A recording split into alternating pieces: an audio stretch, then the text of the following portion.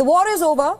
Israel is claiming historic victory. Israeli Prime Minister Benjamin Netanyahu says that the Iranian nuclear program sent, and I'm quoting here, down the drains. Meanwhile, Iranian President Masoud Pezeshkian says that the Iranian armed forces dealt severe historic punishment to Israel. But for now, while the Israelis are relieved that the missiles have stopped, the Iranians are celebrating victory. Watch our special report, which captures the mood on both the sides, in Israel and in Iran.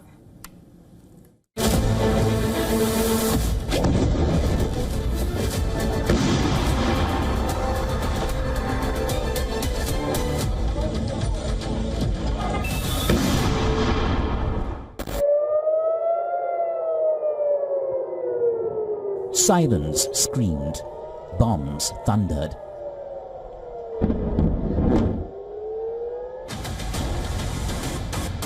And the skies over West Asia turned into fire as Israel and Iran waged 12 days of all-out war.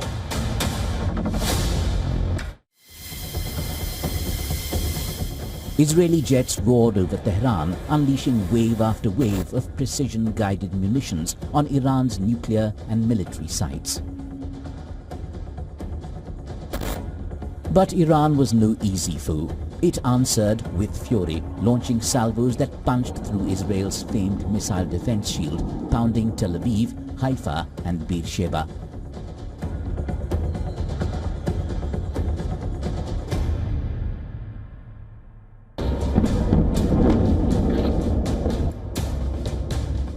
The devastation was brutal. Residential towers shattered, emergency crews digging for survivors, and both nations' populations living in dread.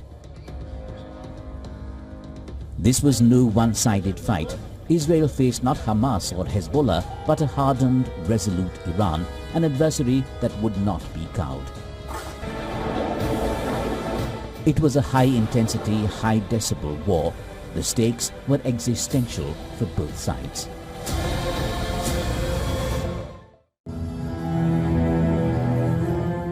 Yet as the guns fell silent, the mood on the streets of Tehran was electric. Thousands surged into Revolution Square, waving flags and chanting victory slogans.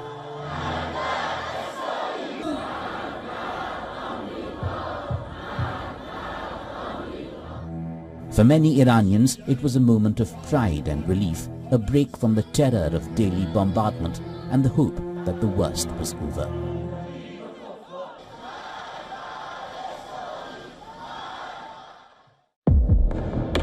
The scars are still raw, with families mourning the dead and communities facing the daunting task of rebuilding shattered homes and infrastructure.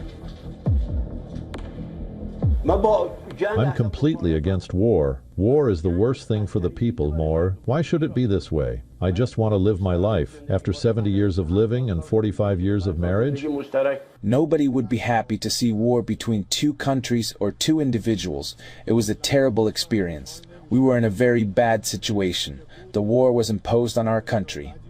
But the situation improved as the war continued. In Israel, the relief is palpable but bittersweet. Families, many displaced from their homes, are tentatively returning to scenes of devastation.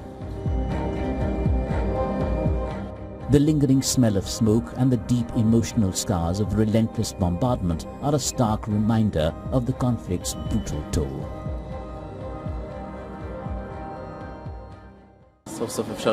Finally, we can sleep peacefully.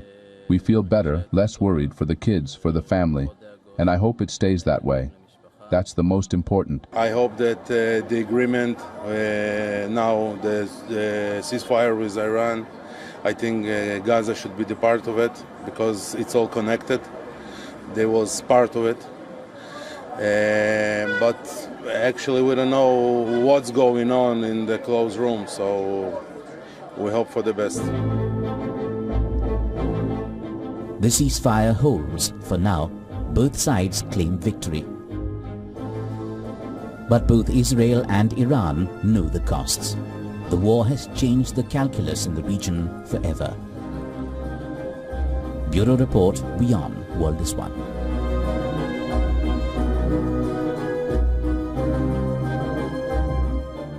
What was supposed to be an adventure of a lifetime turned out to be a death trap for this Brazilian hiker.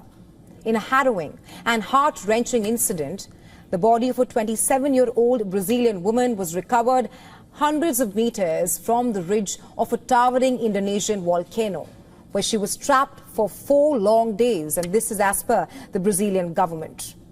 The tourist named Giuliana Marins began climbing Mount Rinjani, an active volcano over 3,000 meters on the Indonesian island of Lombok on June 21st.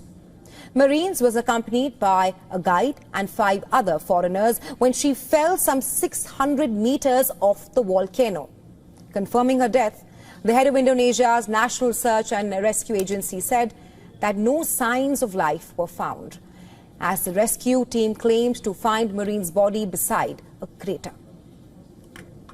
The victim was examined and no signs of life were found. Every last-ditch effort was made to save Marines, including an intensive search operation and the use of thermal drones as well to locate her in rugged and unstable terrain. The adverse weather and limited visibility made it far more difficult for rescuers to trace and eventually evacuate her. Since the news of her fall, millions of people in Brazil had closely been watching and tracking this dramatic search and rescue efforts, as well as posted and even prayed for her. At 7 p.m. local time, due to unfavorable weather with very limited visibility, it was decided to evacuate the victim on Wednesday morning at 06:00 a.m. Maka diputuskan evakuasi. However, this is not the first time such an incident has been reported from Mount Rinjani. In 2022, a Portuguese hiker died after falling from a cliff near the summit. And just weeks before this accident involving Marines, a Malaysian climber lost his life on the same mountain. This also brings renewed focus to adventure tourism and its dangers. The U.S. House of Representatives has banned its staff from using WhatsApp on government devices. Now, this ban extends to all versions of the popular messaging app, including mobile, desktop, and even web. On Monday, a memo was sent to all House staff announcing the ban. The memo from the Chief Administrative Officer said that the Office of Cybersecurity has deemed WhatsApp a high risk to users. The memo mentions lack of transparency about WhatsApp's data privacy, absence of data encryption, and potential security risks as the reasons behind the ban. Staff members have been advised to switch to other messaging platforms such as Microsoft Teams, Amazon's Wicker, Apple's iMessage, FaceTime, and the controversial Signal app as well.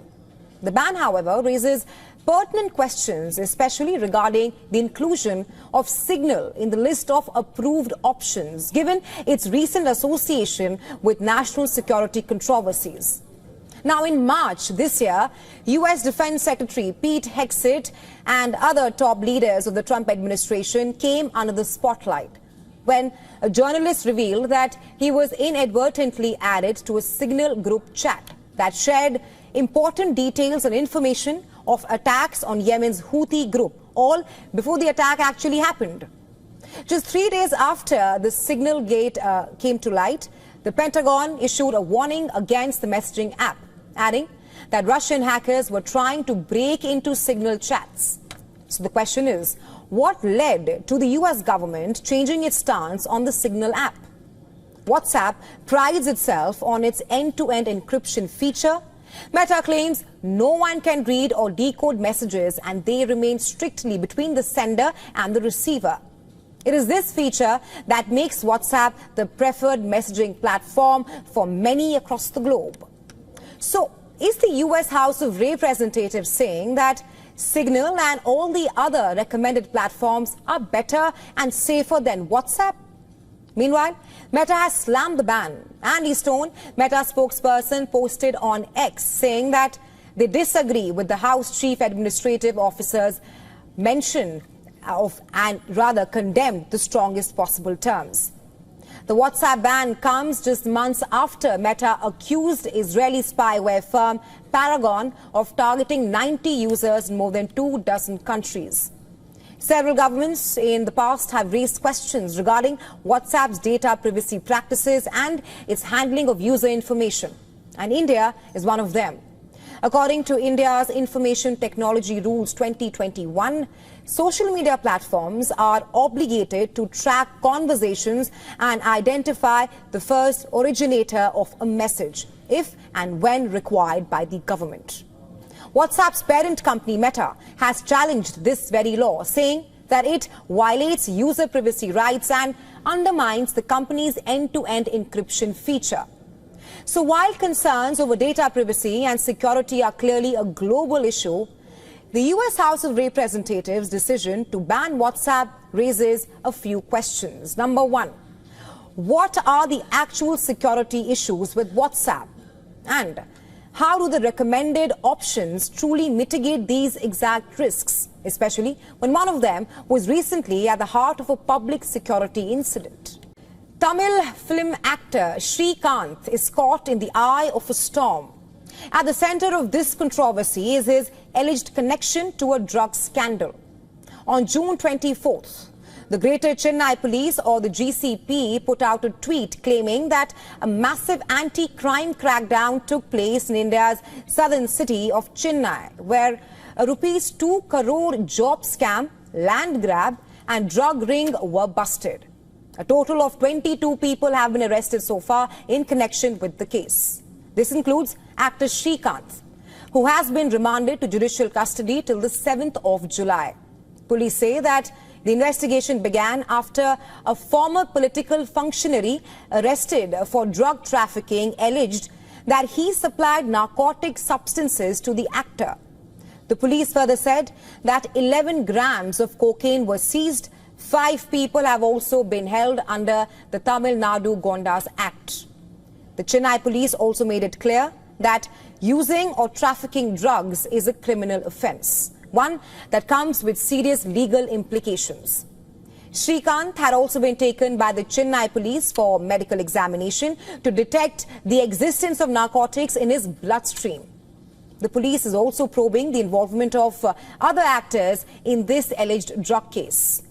Now, Srikanth is a big name in the South Indian movie industry. He has amassed a great deal of popularity.